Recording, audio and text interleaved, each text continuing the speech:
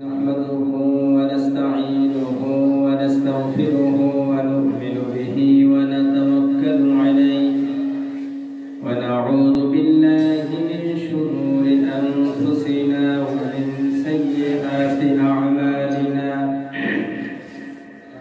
من يهد الله فلا مضل له ومن يضلله فلا هادي له ونشهد أن لا إله إلا الله وحده لا شريك له ونشهد أن سيدنا إمامنا قدوتنا حبيبنا محمد الذي أرسله بالحق بشيرا ونذيرا وداعيا إلى الله بإذنه وسراجا منيرا فقد قال الله تعالى في كلامه المجيد والفرقانه الحميد أعوذ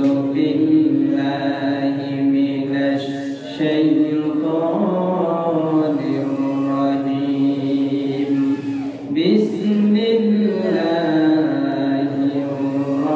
الرحمن الرحيم إن الله وملائكته يصلون على النبي يا أيها الذين آمنوا صلوا عليه وسلموا تسليما اللهم صل على سيدنا مولانا محمد وعلى آل سيدنا مولانا محمد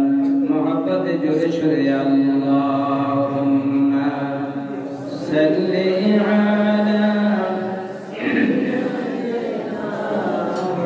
مولانا محمد وعلى آل سيدنا مولانا محمد بلغ العلا بكماله كشف الدجى بجماله حسنت جميع خصاله صلوا عليه وآله قدمों में मुस्तफा की मेरा मज़ार होता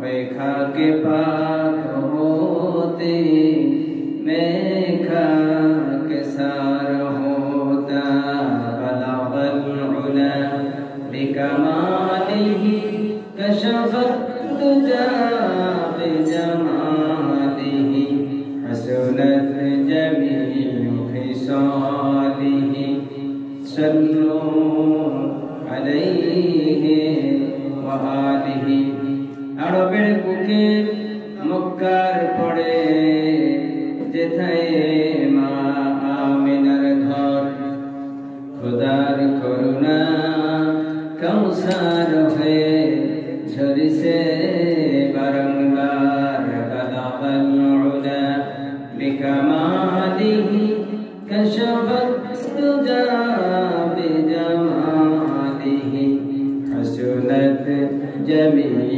خصاله صلوا عليه وآله মুআজ্জাজ সম্মানিত রাসূলিয়ানে কেরাম আজকের জুমায় আসতে পেরে খুশি না বেজা খুশি জোরে সোরে একবার বলি আলহামদুলিল্লাহ রব্বানা লাকাল হামদ حمدا كثيرا طيبا مباركا فيه আমরা কার প্রশংসা করেছি? আল্লাহ। সদা সর্বদা প্রশংসা হবে কার? আল্লাহ। পাশাপাশি সালাত ও সালাম পেশ করছি মানবতার পরম দরদি বন্ধু বিশ্ব নেতা কুল কায়নাতের নেতা সরওয়ারে কায়নাত সরকার দো আলম শফিউল মুজনবিন রাহমাতুল আলামিন নবিয়্যত জাহান মুহাম্মদ ইবনে আব্দুল্লাহ আরবি সাল্লাল্লাহু আলাইহি ওয়াসাল্লামের প্রতি আমরা বলি সাল্লাল্লাহু আলাইহি ওয়াসাল্লাম। আল্লাহ সুবহানাহু ওয়া তাআলার কাছে অসংখ্য অগণিত শুকরিয়া জ্ঞাপন করছি যিনি আমাদেরকে ইসলাম ধর্মে আমাদেরকে প্রেরণ করেছেন, আমাদেরকে মুসলিম হিসেবে নিজের পরিচয় দেওয়ার সুযোগ করে দিয়েছেন। আমাদেরকে তিনি দিয়েছেন এই পৃথিবীর মহাগ্রন্থ শ্রেষ্ঠ কিতাব তথা আল কোরআনুল কারীম নামে একটি শ্রেষ্ঠ কিতাব। এজন্য আবার তার শুকরিয়া আদায় করে বলি আলহামদুলিল্লাহ। কোরআনে কারীম হচ্ছে মানব জাতির জন্য চূড়ান্ত সনদ, মানব জাতির জন্য চূড়ান্ত সংবিধান। মানুষের সংবিধান কি হওয়া উচিত? আল কোরআন। জোরে বলুন কি? আল কোরআন। সংবিধান হচ্ছে এমন একটি ব্যবস্থাপত্রের নাম যার মধ্যে মানব জাতির চূড়ান্ত জীবন আদর্শ, জীবন চলার বিধি রীতিনীতি সবকিছু সন্নিবেশিত থাকবে, সবকিছু সন্নিবেশিত থাকবে। তার নাম হচ্ছে সংবিধান এবং সেটা থাকবে সবসময় রক্ষিত, কখনো পরিবর্তন হবে না। এটা অন্যান্য নবী রাসূলগণের যুগে যেমন বিভিন্ন কিতাব নাযিল হয়েছিল, আবার ওই নবী এবং এই কিতাব বাতিল হওয়ার পরে ওই নবীর সময় ফুরিয়ে যাওয়ার পরে ভিন্ন রাসূল এসেছেন এবং ভিন্ন রিসালাতের দাওয়াতের সিস্টেম এসেছে। কিন্তু শেষ পর্যায়ে এসে মহাগ্রন্থ কোরআন যখন অবতীর্ণ হলো, আখির জামানার পয়গম্বর নবী মুহাম্মদুর রাসূলুল্লাহ সাল্লাল্লাহু আলাইহি ওয়াসাল্লাম যখন সর্বশেষ রাসূল হিসেবে স্বীকৃত হিসেবে তিনি আগমন করেছেন, এরপরে আর কোনো পরিবর্তন সংযোজন বিয়োজনের কোনো সুযোগ নাই। সুতরাং মানব জাতির চূড়ান্ত সংবিধান মহাগ্রন্থ আল কোরআনুল কারীম, এটা আর পরিবর্তনের কোনো সুযোগ নাই। ওই যে একবার ভারতের আদালতে একজন রিট করেছিল যে 26টি আয়াতকে বাতিল করার জন্য, এটা কি তারা পেরেছে? পারবে কোনোদিন? 26টি আয়াত কেন, 26টি অক্ষর কেন? একটি অক্ষর লুকানোর ক্ষমতা পৃথিবীর কারো নাই, কারণ এটা রক্ষণের দায়িত্ব কার হাতে? আমার কথা নয়, আল্লাহ রাব্বুল আলামিন কোরআনে কারীমের ভিতরে ইরশাদ করেছেন, ইন্না নাহনু নাযালনা যিকরা ওয়া ইন্না লাহু লাহাফিযুন। আল্লাহ বলেন, নিশ্চয়ই কিতাব আমি নাযিল করেছি, এই জিকির আমি নাযিল করেছি, আর এটাকে সংরক্ষণ করা, হেফাজত করার দায়িত্ব আমি আল্লাহ নিজ কুদরতি হাতে গ্রহণ করে নিয়েছি। অতএব এটা যেমন ছিল তেমন আছে, তেমনই আলহামদুলিল্লাহ। কোরআনে কারীম এটা আমরা মনে করি শুধু নামাজ রোজার কিতাব, আসলে তাই নয়। মানুষের জীবনের এমন কোন দিক এবং বিভাগ নেই যে এই বিষয়ে দিক নির্দেশনা কোরআন দেয়নি। কিন্তু আমরা কি করেছি? আমাদের জীবনের কিছু কিছু জায়গায় আমরা কোরআনটাকে গ্রহণ করেছি, অ্যাকসেপ্ট করেছি।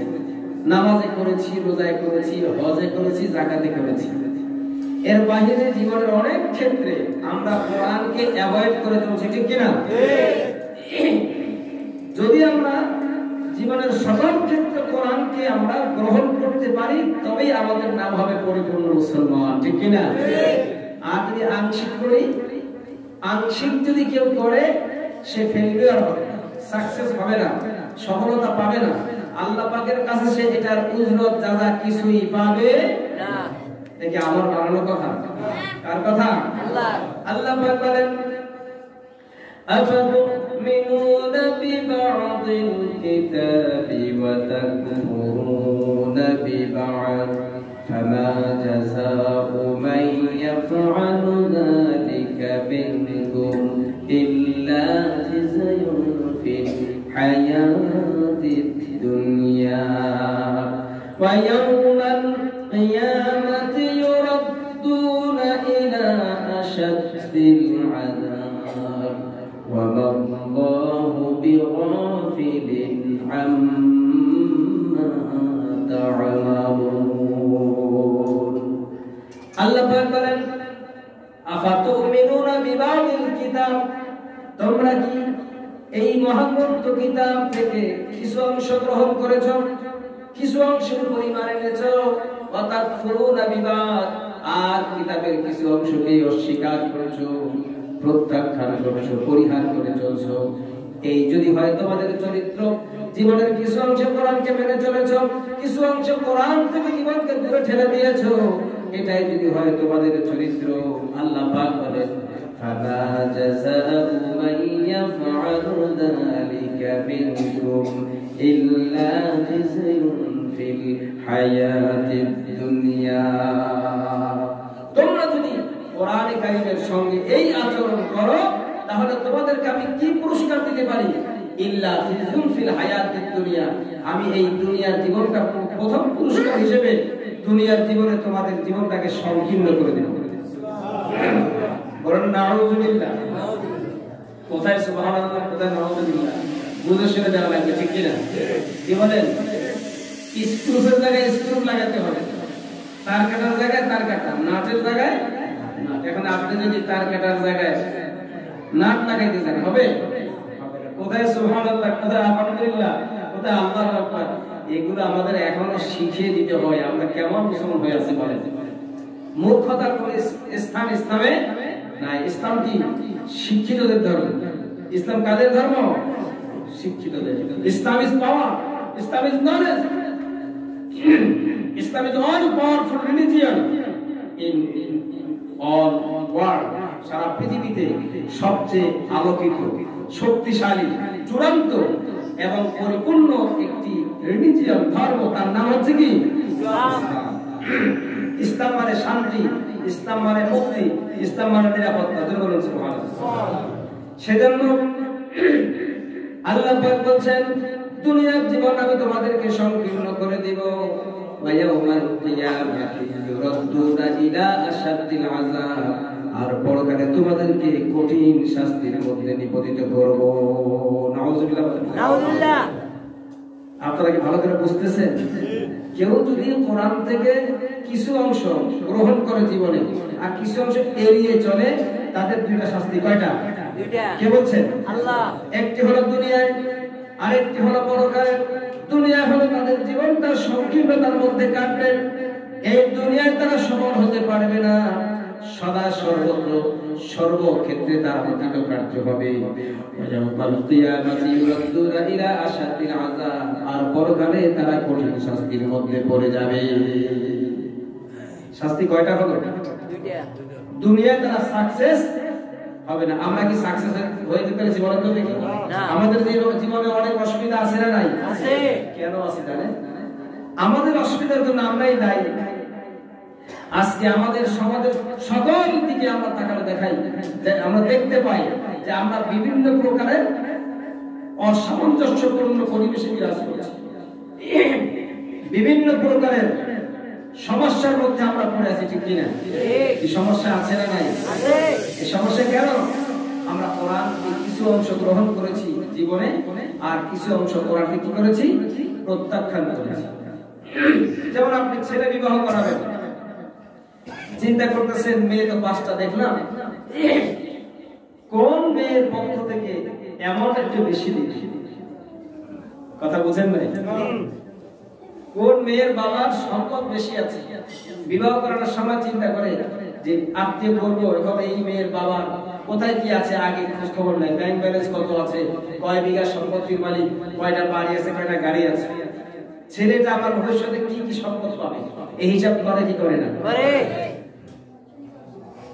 অথচ হিসাব করবে এইটা যে যেই মেয়েটাকে নিয়ে আসতেছি এই মেয়েটার ভরণ পোষণ সামাজিক ভাবে ধর্মীয় আচার অনুষ্ঠানের রীতিনীতি অনুযায়ী সভ্য সমাজ ব্যবস্থাপনা অনুযায়ী এই মেয়েটার উপযুক্ত ভরণ পোষণ আমার এই সন্তান বহন করতে পারবে কিনা সেটা দেখে আমি পুত্র বধূ আনবো এই চিন্তা কেউ করে আসলে এটাই উচিত ছিল এখন কোরআন বলছে ইচ্ছের বিরুদ্ধে মেয়ের বাড়ি থেকে জোরপূর্বক কিছু আদায় করে না, সেটা হচ্ছে হারাম। সেটা হচ্ছে কি? হারাম, যৌতুক। আর উপরন্তু ছেলের পক্ষ থেকে বিবাহ করতে হলে মেয়েকে মোহরানা দেয়া ফরজ। সুবহানাল্লাহ। কথাটা আপনাদের পক্ষে গেছে না বিপক্ষে গেছে? বিপক্ষে। এই যে বুঝছে দেখছেন, না বুঝে উত্তর দিতেছে। যত পুরুষ আছে তাদের বিপক্ষে গেছে। কি? বিবাহ করতে চাও, ঠিক আছে, কি করো? ওয়াআতুন নিসাআ সাদকাতিহিন্না নিহলা فإن طبن لكم عن شيء منه نفسا فكلوه هنيئا مريئا الله أكبر وآتوا النساء صدقاتهن نحلا স্ত্রীকে বিবাহের শর্ত হিসেবে দেড় মোহরানা পরিশোধ করো। কার হুকুম? আল্লাহর। আর ওই দিন মোহরানা স্ত্রী পাওয়ার পরে সে যদি নিজের ইচ্ছায় তোমাকে কিছু সেখান থেকে খরচ করার জন্য নিজের খুশিতে কিছু তোমাকে প্রদান করে, সেটা তুমি ফাকুলুহু হানিআম মারিয়া আনন্দ চিত্তে সেটা তুমি ব্যবহার করতে পারো। তাহলে স্ত্রী মোহরানা দিয়ে আল্লাহ ফরজ করে দিয়েছেন আর যৌতুক হারাম করে দিয়েছেন। এখন বলুন তো কোন প্রথাটা বেশি চালু আছে? যৌতুক। দিয়ে করে বলেন কেন? সবাই বলেন না? যারা বলে না এখন মনে তারা যৌতুক নিয়েছেন। আমার মতো যৌতুক না নেওয়ার লোক খুব কম পাওয়া যাবে মনে হয়। যৌতুক নেন নাই কারা কারা হাত তুলে দেখি। হাত নামান। অনেকে নিয়ে ফেলছে, কি করবে বুঝে না আগে। অথবা সামাজিক ভাবে কোনো সমাজে নিয়ম আছে যৌতুক দেয়া যায়, আছে না এরকম? বিশেষ করে আমি শুনেছি, এটা অবশ্য বিয়ের পরে শুনছি, আগে শুনি না। ওই যে টাঙ্গাইল না কি বলে এইসব দিকে নাকি এইসব সিস্টেম আছে, হ্যাঁ, যৌতুক দিয়ে দেয়। এটা হিন্দুদের একটা রীতিনীতি। হিন্দুরা তাদের বিবাহের সময় মেয়েকে সবকিছু দিয়ে দেয়, এরপরে আর সম্পত্তির ভাগ সে পায় না। বাংলাদেশে হিন্দুরা দেখে আন্দোলন করতেছে তারা যাতে তাদের সেই সম্পত্তি তারা যেন পায়। আল্লাহ সুবহানাহু ওয়া তাআলা এই মিরাস বর্ণনা করে দিয়েছেন কোরআনুল কারীমে, জোরে বলুন সুবহানাল্লাহ। সেজন্য স্ত্রীর মোহরানা আদায় করা ফরজ। যদি কোনো স্বামী তার স্ত্রীর মোহরানা পরিশোধ না করে, উনি হোক 10টা সন্তানের বাবা, স্ত্রীর মোহরানা আদায় না করে মৃত্যুর আগ পর্যন্ত এটা জানা থেকেই যায়। মৃত্যুর পরে হাসরের ময়দানে আল্লাহ পাক স্বামী স্ত্রীর রূপে নয় তাকে ওই পুরুষকে জেনাকারের কাতারে দাঁড় করিয়ে দিবে। নাউযুবিল্লাহ। জোরে বলুন নাউযুবিল্লাহ। তাহলে মোহরানা কি দিয়ে দেওয়া খুব দরকার আছে না নাই? আছে। সামান্য দরকার না পুরোপুরি? পুরোপুরি। নাকি বিবাহের রাতে বলবেন যে আমি তো সাহেবজাদা আসছিলাম সিংহের মতো, কিন্তু সামর্থ্য নাই, তোমাকে বিবাহ করেছি, আমাকে এখন ভিক্ষুকের মতো তোমার কাছে মাফ চাই, আমাকে মাফ করে দাও। এরকম লোক আছে না? মনে হয় শতকরা কতজন? কেউ কেউ বলতে শতকরা 90 জন, আরো বেশি। বাসর রাত্রে বউর কাছে যায় কি করে? মোহরানার টাকা মাফ চায়। 99 জন। এত বড় ভিক্ষুক হলে বিবাহ করার প্রয়োজন নাই, ঠিক কি না? বিবাহ তোমার জন্য না, তোমার জন্য রোজা। কি সামর্থ্য না থাকলে কি করবা? রোজা রাখো। সৌদি আরবের কথা শুনেছি যে বাবা বিয়ে 5টা 7টা 10টা করতেছে, ছেলে একটা করতে পারতেছে না। নিয়মটা সঠিক, বাবার সম্পদ আছে অনেক, এটা তো বাবা, ছেলের না। ছেলে নিজের সম্পদ থাকলে সে বিয়ে করতে পারে। এখন আমাদের দেশে বাবার সম্পদের উপর ভর করে ছেলেরা বিয়ে করে না, কথা বলেন না কেন? সাউন্ড দিবেন। বাবার সম্পদের উপর ভর করে ছেলেরা বিয়ে করে। কয়েকদিন পরে দেখা যায় সংসারের চাবিকাঠি তো বাবার হাতে, ছেলের হাতে না। এবং বহুত কিছু খাইতে মন চাইছে অথবা কিছু শখ থাকছে, একটু স্বামীকে বলছে, স্বামী তো তার সব 100 ভাগ আদায় করে না স্ত্রীর কাছ থেকে, কিন্তু স্ত্রী যখন চাইতেছে তখন বলতেছে টাকা নাই, এটা নাই, সেটা নাই। একদিন, দুদিন, 3 দিন, 5 দিন, 7 দিন পরে কি হয়? একটা মানসিক চাপে থাকে স্ত্রী, বলে তোমার কাছে বিয়ের আবাসে একটা কলা গাছের কাছে বসলে কিছু ফল পাওয়া যায়, আছে না নাই? তার মানে কি? নিজের যোগ্যতা অর্জন করতে হবে, নিজের অর্থ ইনকাম করে এই যোগ্যতা হওয়া যে আমার স্ত্রী, আমার সন্তান, এরপরে আমার পিতা মাতা ভাই বোন সবকিছু আছে, সব মিলিয়ে ট্যাকেল দেওয়ার মতো সামর্থ্য হওয়ার পরে বিয়ে করা উচিত, ঠিক কিনা? এখন তো 8টা বাচ্চায় বিয়ের জন্য পাগল হয়ে যায়। ছোট ছোট পোলাপান গার্মেন্টসে চাকরি করে, মা বাবার খবর নাই, আছে না এরকম? আছে, আছে না নাই? আছে। কিন্তু আল্লাহ সুবহানাহু ওয়া তাআলা কোরআনে কারিমে সবকিছু বিধিবিধান দিয়েছেন। এজন্য কোরআন মেনে চললেই আমরা পরিপূর্ণ মুসলিম হতে পারব।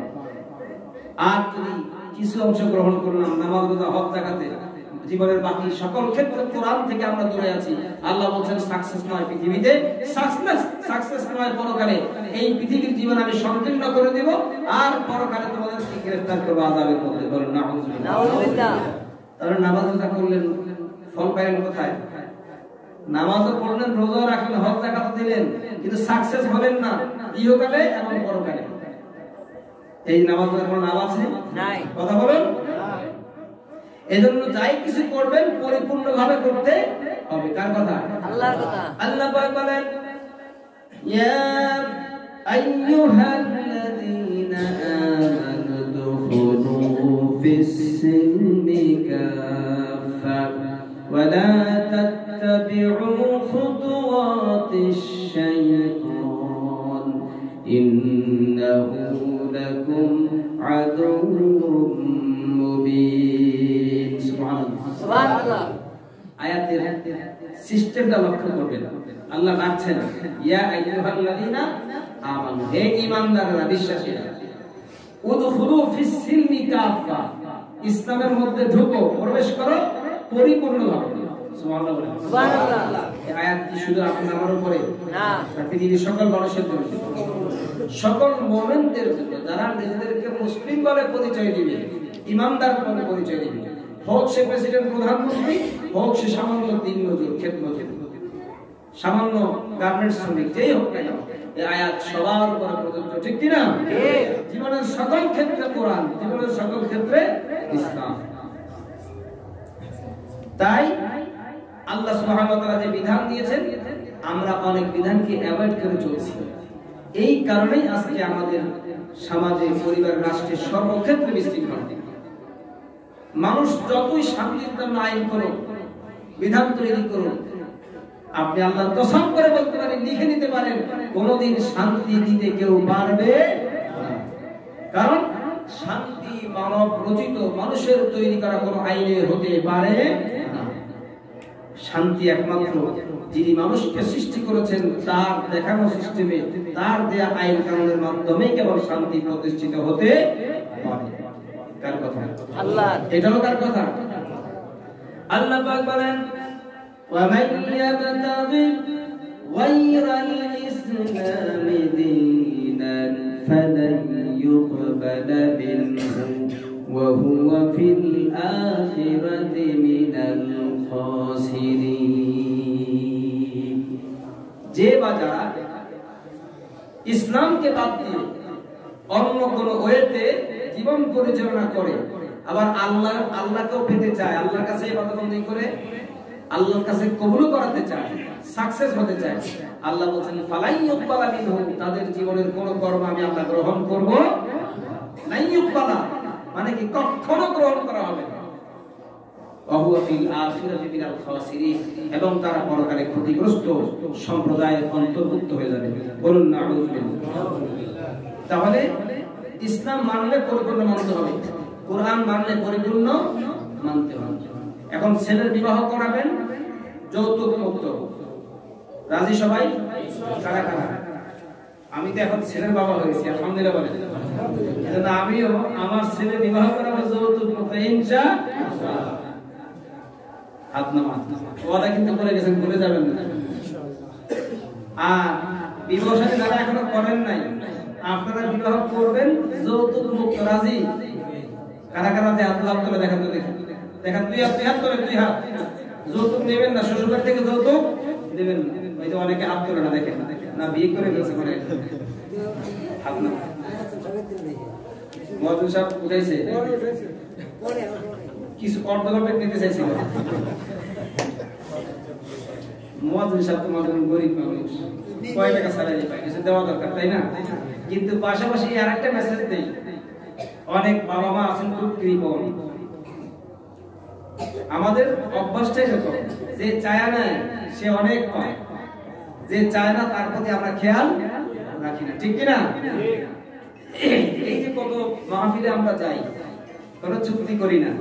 অনেক জায়গায় দেখা যায় যে এমন এমন দিয়েছে যেটা আসলে মন খুশি হয়।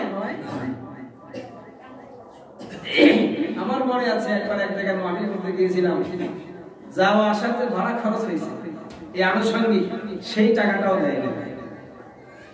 কথাটা অবশ্যই এটা চলে যাচ্ছে।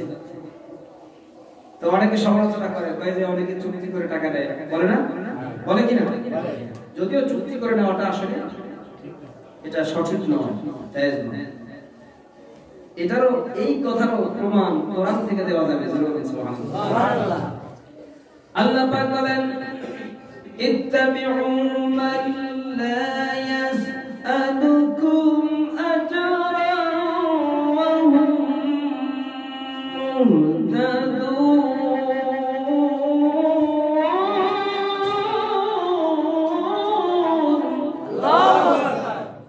আল্লাহ পাক সুস্পষ্ট ভাষায় বলছেন, ইত্তাবিউ, তোমরা তাদেরকে অনুসরণ করো, মান লা ইয়াসআলুকুম আজরান, যারা তোমাদের কাছ থেকে পারিশ্রমিক চায় না, দিনের কাজ করে পারিশ্রমিক তোমাদের কাছে চায় না, তোমাদের কাছে কন্ট্রাক্ট করে না। ইত্তাবিউ মান লা ইয়াসআলুকুম আজরান ওয়া হুম মুহতাদুন, যারা তোমাদের কাছে দ্বীনের কাজ করে উজরত চায় না, ওদের তোমরা অনুসরণ করো। আর আমি আল্লাহ পাক বলে দিচ্ছি, ওয়া হুম মুহতাদুন, এরাই হেদায়েতের সঠিক পথে কায়েম রয়েছে। সুবহানাল্লাহ।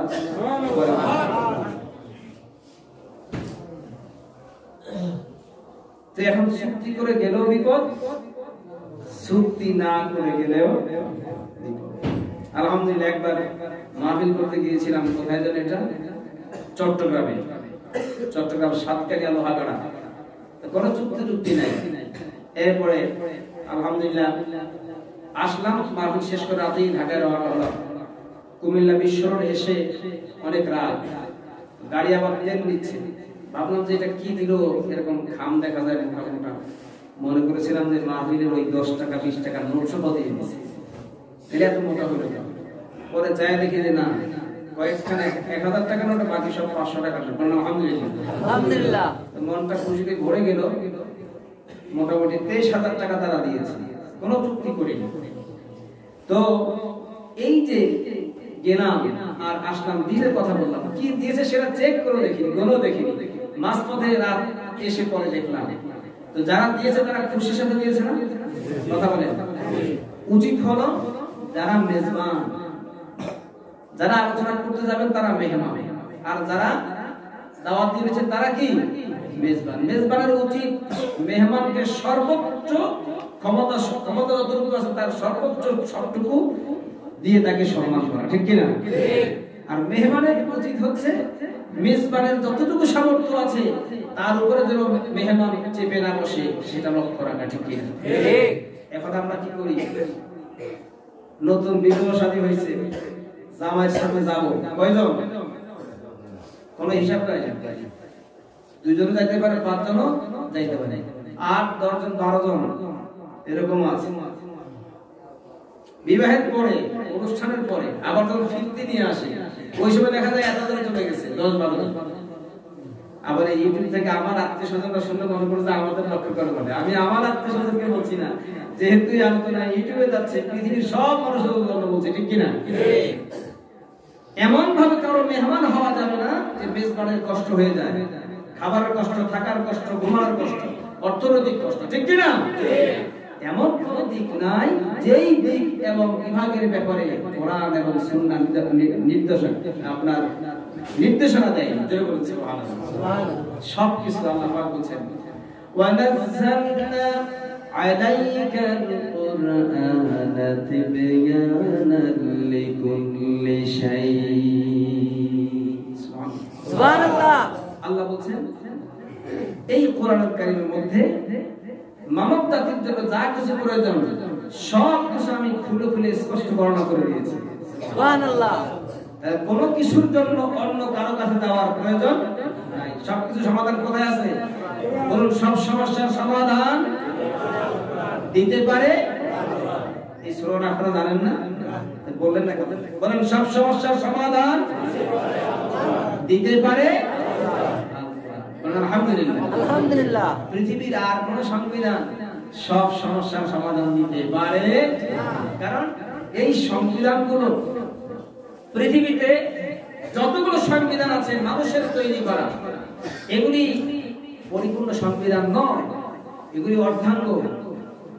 আমার বিরুদ্ধে মামলা হতে পারে এই কথা বললে। পৃথিবীর মানুষের তৈরি করা যত সংবিধান আছে এই সংবিধানগুলো পরিপূর্ণ সংবিধান নয়। কারণ একদল ক্ষমতায় আসলে তারা তাদের মতো সংবিধানকে কাটছাঁট করে, আরেক দল আসলে তারা কাটছাঁট করে। আছে না নাই? এটার নাম সংবিধান নয়, এটাকে সংবিধান বলা যায় না। সংবিধান অপরিবর্তনীয়, একদিন নির্ধারণ হয়েছে, কিয়ামত পর্যন্ত এক রূপেই থাকবে, এর নাম হচ্ছে সংবিধান, ঠিক কি না? এজন্য চূড়ান্ত সংবিধান হচ্ছে আল কোরআন। আর পৃথিবীতে যত সংবিধান আছে, অনেকে বলে এই পবিত্র সংবিধান আল্লাহর দেয়া কিতাব ছাড়া, আসমানি কিতাব ছাড়া আর কোন পুস্তক পবিত্র হতে পারে না। এজন্য পৃথিবীতে, আমি সাহস নিয়ে বলছি, পৃথিবীতে মানুষের তৈরি করা যত সংবিধান আছে এর একটি সংবিধান পবিত্র সংবিধান নয়। এগুলো সবগুলো অপবিত্র। কারণ আল্লাহ মানব জাতির জন্য যে চূড়ান্ত সংবিধান দিয়েছেন সেটাকে চ্যালেঞ্জ করে, সেটাকে অ্যাভয়েড করে, সেটাকে বাদ রেখে নিজেরা তৈরি করেছে, সেটা কখনো পবিত্র হতে পারে না।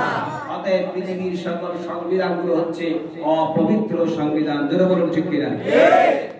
জেল হয়, ফাঁস হবে, কিন্তু কোরআনের সেই কথা বলবো, বড় করে কথা বলবো না কোনোদিন। বলিনি, বলবো না, বলতে চাই না ইনশাআল্লাহ। আল্লাহ পাক আমাদেরকে কোরআনের সুবিশাল বিস্তীর্ণ এই পথে আমাদেরকে পরিচালনার তৌফিক দান করুন। জোরে বলি আমিন। আমিন। আমাদের বলি আমিন। আমিন। জিকির করেন লা ইলাহা ইল্লাল্লাহ, লা ইলাহা ইল্লাল্লাহ, হাসবি রাব্বি জাল্লাল্লাহ, মা ফি কলবি গায়রুল্লাহ, লা ইলাহা ইল্লাল্লাহ,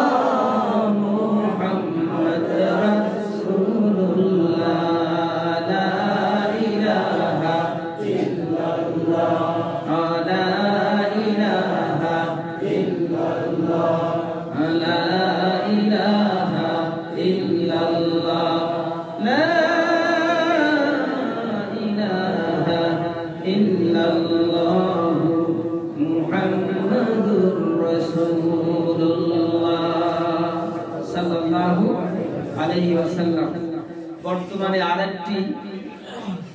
আরেকটি মহামারীর প্রাদুর্ভাব শোনা যাচ্ছে, অমিক্রন অথবা করোনার তৃতীয় ধাপ। কত ধাপ তৈরি করেছে? প্রথম ধাপ, দ্বিতীয় ধাপ, তৃতীয় ধাপ। মহামারী কেন? মহামারীর বাবারও শক্তি নাই তোমার আমার জীবন কেড়ে নেয়ার, যদি আল্লাহর সিদ্ধান্ত না থাকে, ঠিক কিনা? মহামারীর বাবারও ক্ষমতা নাই। আর আল্লাহর যদি সিদ্ধান্ত থাকে, তোমার পৃথিবীর কোন ডাক্তারের কাজে আসবে না। ডাক্তার পাতা পিতা কুশাব যদি একবারে গোলায় খাওয়াও দাও, তাহলে জীবন রক্ষা করতে হায়াত মৌতের মালিক কে? আল্লাহ। জীবনের মালিক কে? আল্লাহ। অতএব এই সমস্ত মহামারীর অজুহাত দিয়ে আজকে হঠাৎ করে তাফসীর মাহফিলগুলো বন্ধ হয়ে গিয়েছে। আমরা সরকারের সিদ্ধান্তের বাইরে কথা বলতে চাই না, কারণ সরকার তো আমাদেরই, ঠিক কিনা? আমাদের সরকার। কিন্তু তখনই আমরা কথা বলতে ব্রতী হই যখন আমরা দেখি মাহফিলগুলো বন্ধ থাকে, কিন্তু যাত্রা সার্কাস পালাগান ঠিকই থাকে, মাহফিলগুলো বন্ধ থাকে, বাজারে লোকালয়ে মানুষের একেবারে বিশাল সমাগম ঠিকই থাকে। তখন আমরা প্রশ্নবিদ্ধ করতে চাই যে কেন শুধু মাহফিলে কেন বিধিনিষেধ, কেন নামাজের মধ্যে বিধিনিষেধ? কি নামাজে বিধিনিষেধ আসছে না? আর আমাদের দেশের মিডিয়াগুলো, আপনারা কে কি বলবেন সেটা জানি না, ব্যক্তিগতভাবে আমি মিডিয়ার প্রতি পরিপূর্ণ আস্থা রাখতে পারি না। কারণ আমাদের দেশের মিডিয়াগুলো অনেক সময় অসত্য সংবাদ প্রচার, এটার কোনো আইন নাই। একটা কেউ যদি মিথ্যা মামলা করে কারো বিরুদ্ধে, মিথ্যা মামলা করার অপরাধে তারও প্রচুর শাস্তি হওয়া দরকার, ঠিক কিনা? উপযুক্ত শাস্তি হওয়া দরকার, সেগুলো নাই। মিথ্যা মামলা করতে করতে করতে একবারে শেষ হয়ে গেছে, শেষ প্রান্তে এসে প্রমাণ হয়েছে যে মামলাটা মিথ্যা ছিল, কিন্তু যার বিরুদ্ধে কোনো সে তো একবারে পথে বসে গেছে, নিঃস্ব হয়ে গেছে, এটার বিরুদ্ধে ব্যবস্থা নেই। তা আজকে সংবাদ যদি মিথ্যা সংবাদ প্রচার করে উপযুক্ত শাস্তি প্রদান করা উচিত। নিজের দলের দিকে লক্ষ্য রেখে আইন করা কোনো মানুষের কাজ নয়, মানবাধিকারের দিকে লক্ষ্য রাখতে হবে, ঠিক কিনা? আজকে এই করোনা, অমিক্রণ, এসবের কথা বলে যদি বাজার ঘাট বন্ধ হয়ে যায়, গাড়ি ঘোড়া মানুষের বাস মালিকরা যাত্রী পরিবহন ভালোভাবে করতে না পারে, তারা অর্থনৈতিকভাবে ক্ষতিগ্রস্ত হবে, আমরা ক্ষতিগ্রস্ত হব, বাজারে পণ্যের দাম অনেক বেড়ে যাবে। সব কিছু চিন্তা করে মানুষের দিকে খেয়াল করে সিদ্ধান্ত গ্রহণ করেন, এটাই আমাদের দাবি, ঠিক কিনা? আল্লাহ পাক হেফাজত করুক আমাদের সবাইকে, বলি আমিন। আমার সঙ্গে একটা দোয়া করেন আপনারা। মহামারী আসছে, দোয়া করতে হবে। মহামারী আসতে খালি সব বন্ধ করে দেয়, এটা বন্ধ, সেটা বন্ধ, সেটা বন্ধ। ইসলাম কি শিক্ষা দিয়েছে? মহামারী আসতে দোয়া করতে হবে কিনা? লা ইলাহা ইল্লা আনতা সুবহানাকা ইন্নী কুনতু মিনাল যালিমিন। আবার বলুন, লা ইলাহা ইল্লা আনতা সুবহানাকা ইন্নী কুনতু মিনাল যালিমিন। আল্লাহর কাছে নিজেকে শুকর দিতে হবে। লা ইলাহা ইল্লা আনতা, হে আল্লাহ তুমি ছাড়া আমার আর কোনো ইলাহ নেই, আমার একমাত্র দরদি কে? একমাত্র তুমি, আমাকে বাঁচাবার আর কেউ নাই।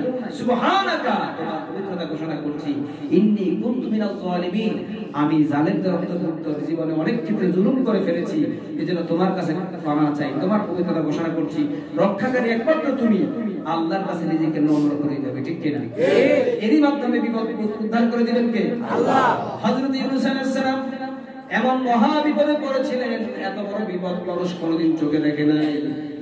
একটা মাছ তাকে গিলে খেয়ে ফেলেছিল, আবার পানির তলদেশে চলে গিয়েছিল, অক্সিজেন নাই, নাইট্রোজেন নাই, আলোর ব্যবস্থা নাই, দরজা নাই, জানালা নাই, খাবারের ব্যবস্থা নাই, না খেয়ে দীর্ঘদিন পর্যন্ত 40 দিন পর্যন্ত মাছের পেটের ভিতরে হযরত ইউনূস আলাইহিস সালাম সত্য ভূমিষ্ঠ শিশু বাচ্চা যেমন মায়ের গর্ভ থেকে বের হলে পরে যেমন নরম থাকে, এমন একজন নরম মানুষের মতো ইউনূস আলাইহিস সালাম হয়ে গিয়েছিলেন। সুবহানাল্লাহ। ডাক দিয়েছেন কাকে? লা ইলাহা ইল্লা আনতা সুবহানাকা ইন্নী কুনতু মিনাল যালিমিন। আল্লাহর কাছে যখন প্রার্থনা করলেন, রব্বুল আলামিন আসমানে থাকেন না জমিনে থাকেন? আল্লাহ কোথায় থাকেন? আলাল আরশি ইসতাওয়া, কোরআনের দলিল আছে আল্লাহ পাক আরশে আজিমে থাকেন। আরশ কোথায়? আসমানে না জমিনে? আসমানে। আল্লাহ পাক আসমানে থাকেন। আসমানে থেকে পানির তলদেশে ইউনূস আলাইহিস সালামের চিৎকার তিনি শুনতে পেলেন, আর সঙ্গে সঙ্গে তিনি জবাব দিলেন, ফাস্তাজাবনা লাহু ওয়া নাজ্জায়নাহু মিনাল গাম্মি ওয়া কাযালিকা নুনজিল মুমিনিন। আল্লাহ পাক বলেন, ইউনূস তুমি বিপদ মুসিবতে পড়ে আমাকে ডেকেছো, শুনে রাখো শুধু তুমি নয়, পৃথিবীর মুমিন বান্দারা বিপদে মুসিবতে পড়ে যখন আমার দ্বারস্থ হবে, মহামারী অমিক্রণ এবং করোনা সহ যত মহামারী পৃথিবীতে আসুক না কেন, যত বিপদ আপদ আসুক না কেন, যখন তারা আমার কাছে নতশীল হয়ে যখন আমার কাছে সাহায্য চাইবে, ওয়া কাযালিকা নুনজিল মুমিনিন, এমনি করে ইউনূসের মতো আমি পৃথিবীর সকল মুমিনদেরকে বিপদ থেকে বাঁচায় দিব। সুবহানাল্লাহ। সে আল্লাহ এখন আছেন না নাই? আমরা দোয়া দুরূদ আমল দিয়ে কোরআন তেলাওয়াত নামাজ দিয়ে আল্লাহর ইবাদত দিয়ে অবিক্রম এবং করোনাকে প্রতিহত করে দেব ইনশাআল্লাহ। ইনশাআল্লাহ। ঠিক কি না? আর স্কুল বন্ধ, কলেজ বন্ধ, বাজার বন্ধ, হাট বন্ধ, মাহফিল বন্ধ, তাফসীর বন্ধ, নামাজ বন্ধ, সব বন্ধ। এটা সঠিক সমাধান নয়। সরকারকে সঠিক রাস্তায় আসতে হবে। কোরআন কি বলছে এই ব্যাপারে, হাদিস কি বলতেছে এই ব্যাপারে, সেদিকে আপনারা গবেষণা করে সেই অনুযায়ী জনগণের জন্য কল্যাণের কাজ করুন। ঠিক কি না? আল্লাহ পাক আমাদেরকে বুঝার তৌফিক দিন। আমিন।